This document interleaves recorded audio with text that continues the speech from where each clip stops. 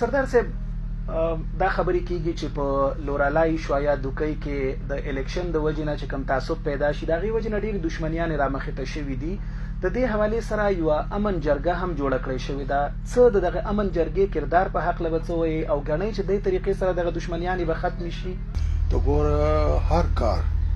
امن جرګه وي که زموږ دا لنډې لنډې جرګې دي دا فیصلې دي کوي په هغه کښې اخلاص وو په هغه کښې یو داسې دغه اوسې دا سوچ اوسې یاره دا خلکو کې یو امن راسي او دغه راسي او دوی خپل ځان ته تکلیف ورکوو هغه انشاءالله که امن جرګه وه که بل څه کامیابه وي. زه په خپله د امن جرګه تر اوسه پورې تفصیل نه یم خبر چیرې جوړه شوې ده چا جوړه کړې ده څوک دي څوک نه دي ما تر اوسه پورې داسې پوره معلومات نشته مګر دا پکار ده چې دا خلک کم څه داسې خلک دي هغه د امن جرګې په نامه لا په بل نامه راپورته شي په خپل علاقو کې په خپل دغه کې خاص کر پښتون بیلټ کې ډېر انرست ده خلک ډېر پریشان دي خلک ډېر مطمئن نه دي نو لہذا پکار ده چې دا خلکو د اطمینان ورکړي که دا اطمینان نه کړي ور دا هم د حکومت دپاره بلکې خاص کر د ریاست دپاره د ملک دپاره ډېر لوی تاواني خبره ده خو دا دی چې انشاءالله آهسته آهسته به انشاءالله موږ په خبره سره پوه سو سره دغه به سو لا امن جرګې په ذریعه باندې لا په بله ذریعه اوس موږ په لوړلای کې دغه حال دی نن چې صورتحال ډېر خراب دی بالکل هغه ټرسټ ختم سو د عوام په فوج باندې ټرسټ ختم دی د فوج په عوام باندې ټرسټ ختم دی هلته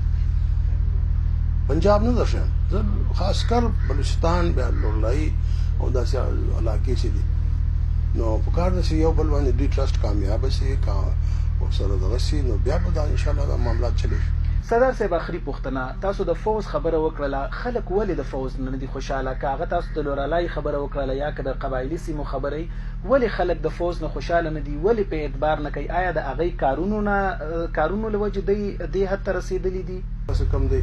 دا هم د حکومت له لاسه دا دونې معامله ډېره غټه سوه په کار نه و چې څنګه دا پی ټي ایم جوړ شوی وی حکومت دوی سره نیګوسیشن کړی وای دوی دونې مطالبې نه وې ډېره جایز مطالبات وو د دوی بالکل نو هغه وخت دوی دا مطالبات به یې تاسې ماینونه لګولي دي ته وایې چې علاقه کې امن ده یو شی نشته ماینونه ایسته که ته وایې امن ده نو چوکیانې دونې چوکیانې څه کوي شیر زوري چوکۍ هغه پرېږده د نور چوکیانې ختمه کړه نو دا دغسې مطالبې وې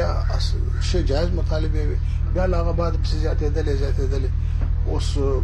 پښتون امن تحفظ فلانه سلسله جوړه شوه تر بلوچستان راورسېدله کیسه نو پکار ده چې حکومت دې باندې غور وکړي دې باندې دغه وکړي دا ډېر لوی اور ده داسې بیا وروسته مړ کوي بیا به ډېر ورته ګرانه شي اوس بالله الله انشاءالله چې که خدای کوي کوشش کوو کېدای شي په دې باندې کابو کولی شي. ډېره مننه سردار صاحب وخت راکول دپاره ډېره مهرباني تاسو ډېره شکریه چې تاسو رالاستو دغه وکړو خپل خیالات اظهار وکړو.